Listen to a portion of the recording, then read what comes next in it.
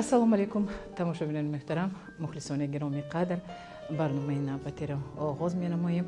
ҳафтаи сифарӣ гардид ва мо хеле хурсанд ҳастем ки боз бо шумо вохӯрдем.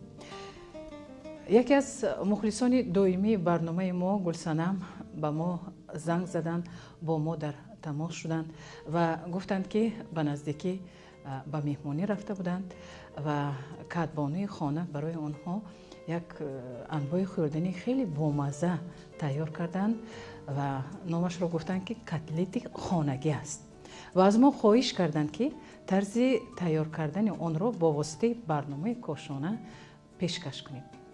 Гулсанам, хоҳиши шуморо мо ба ҷо овардем. ба ҳамин хотир мо имрӯз ба студия Маҳинабонуро даъват намудем то ин ки тарзи дуруст тайёр кардани онро ба шумо ва ба тамоми тамошобинон нишон диҳанд.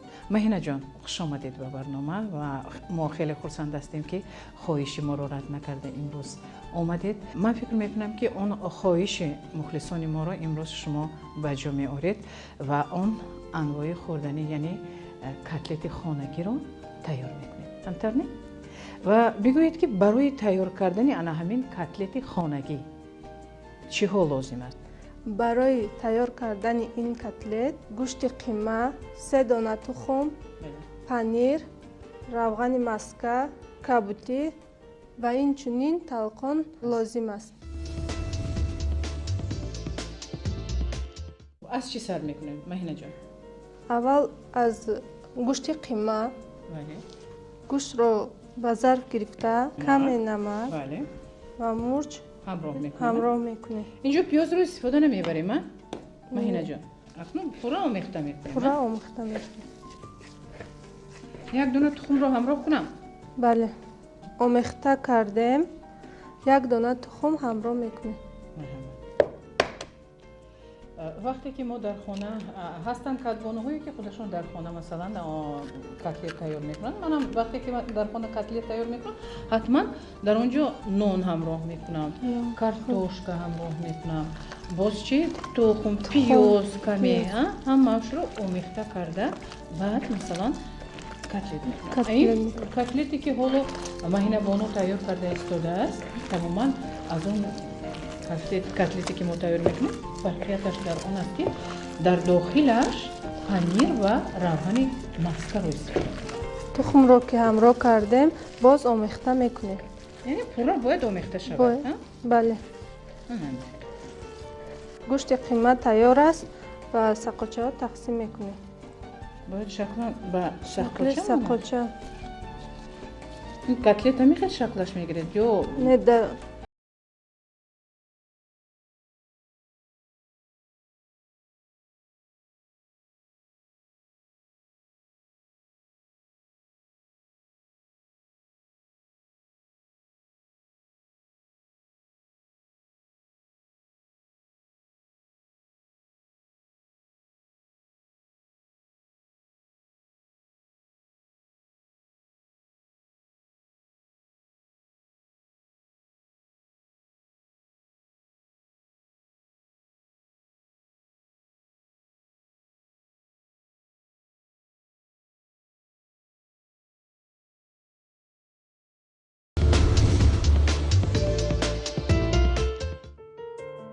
анакнун чӣ кор мекунем? панирро аз тарошак мегузаронем. Маҳина ҷон, инҷо чанд қадар панир аст? 200 грамм. чанд грамм панирро истифода мебарем? 100 грамм. чӣ гуна бояд бошад ҳамин панир? панир сахт бошад. бояд сахт бошад. бояд сахт бошад. ки аз дандонҳо нағз мегузарад вақте ки сахт бошад? бале. ман ҳамин қадар панирро истифода мебарем мо. Маҳина ҷон, барномаи моро тамошо мекунед? бале. вақтҳои охир агар якчанд барномаи моро тамошо карда бошед, сарпарастии барномаи моро мақоли ба ӯҳда гирифтааст ва шумо аз ҳамин шириниҳое ки мо бо воситаи ин барнома пешкаш мекунем ба мухлисон истеъмол карда будед? ягон бор истеъмол карда? бале. агар истеъмол накарда бошед, ман ҳамин тӯҳфа шуморо интизор аст. шояд баъд аз ин тӯҳфаро гирифтан, баъд аз истеъмол кардан, баъд ба гуфтаҳои мо шояд боварӣ ҳосил кунед ки این شیرینیواری هایی که مکالی استحصال میکند به نهایت بامزه است. من اکنون کابوتی رو ریزه کابوتی میکنیم. رو ریزه میکنیم. این کابوتی رو در داخلش استفاده میبریم. بله در داخلش استفاده میبریم. هم روغن کابوتی، مسکه، هم روغن مسکه و هم پنیر پنیر. رو. بینندگان گرامی در حقیقت اون چیزی که حالا مهینه بانو تیار کرده ایستاده است شاید نه همه شما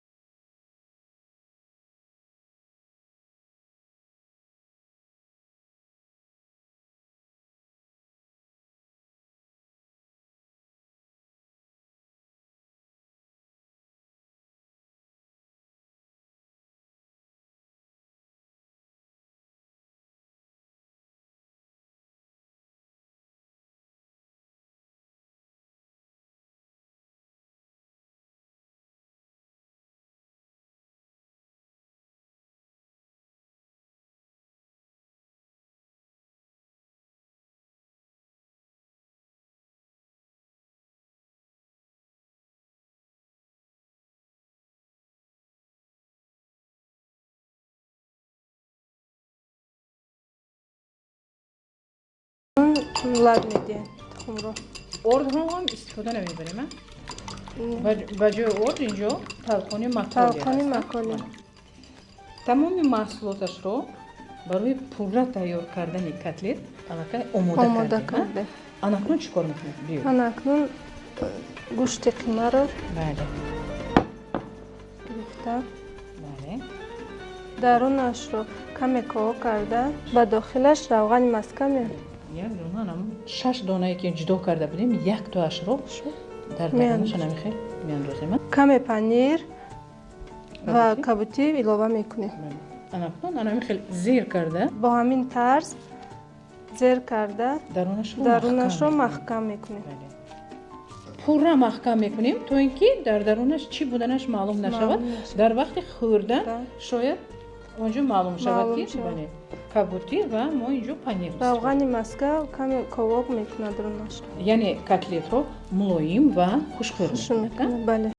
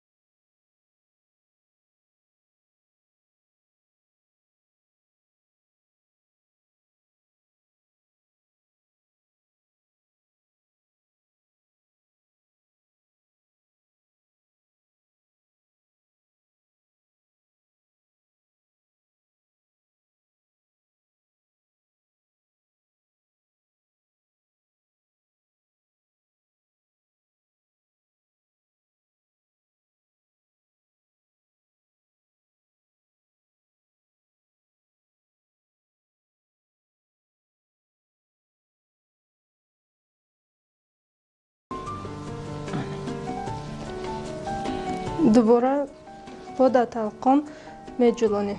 دویم بار با همین نمود با همین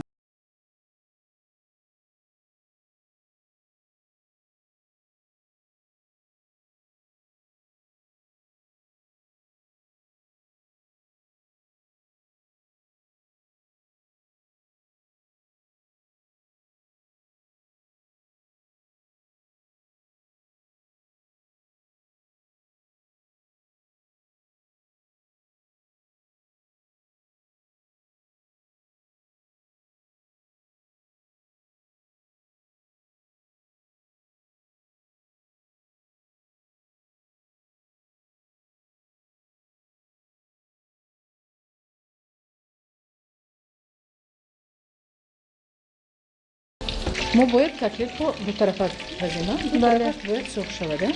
در آتش پست. در آتش پست. یک طرفش سرخ شد میگردونم.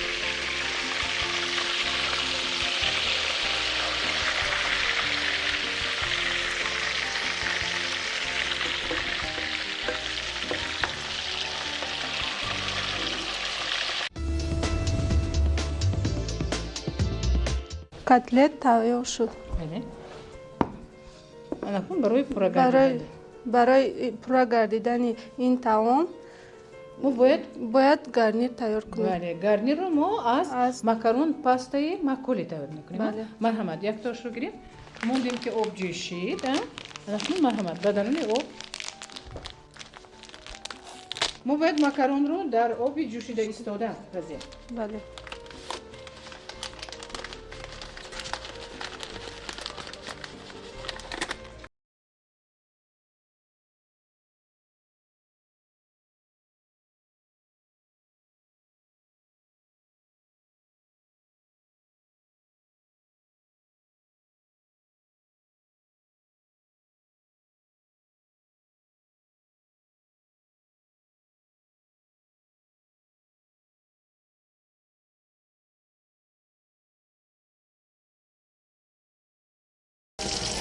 اهمیت بینندگان گرامی، صفت ماکارون ماکول به نهایت بلند است. در وقت پخته یخ می‌ایستد.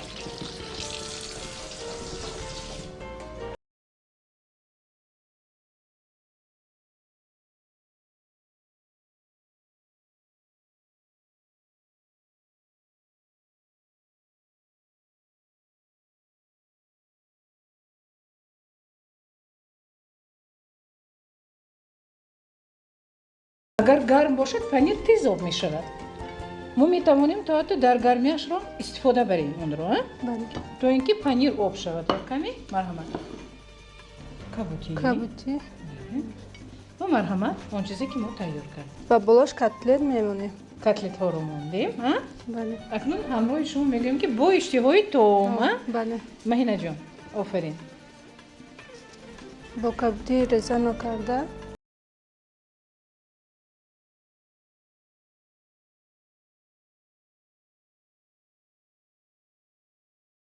بینندگان گرامی، گلسنم برنامه موافق خواهش شما تهیه و پیشکش کرده شد و ما به نهایت خرسند هستیم که حداقل می توانیم خواهش های شما را به جا بیاریم و بیایید همراه شما به اشتراکچی برنامه مینداری بیان نماییم. تشکر، دستتان در را نبیند و میخواستیم از نام سرپرستی برنامه ماکول این تحفه ها را برایتان تقدیم نماییم. مرحمت، این تحفه برای شما برای زحمت هایی که امروز کشیدید. سلامت باشید. بینندگان گرامی، شما هم می توانید در برنامه ما اشتراک کرده صاحبی چنین تحفه ها گردید. خیر، در همین جا به برنامه خاتمه میبخشیم. به همه شما سربلندی و خانه آبادی تمنا داریم. هفته آینده همه شمایان را در نزد آینه نیلگون ما تهیه‌گران برنامه انتظار هستیم. خوش باشید.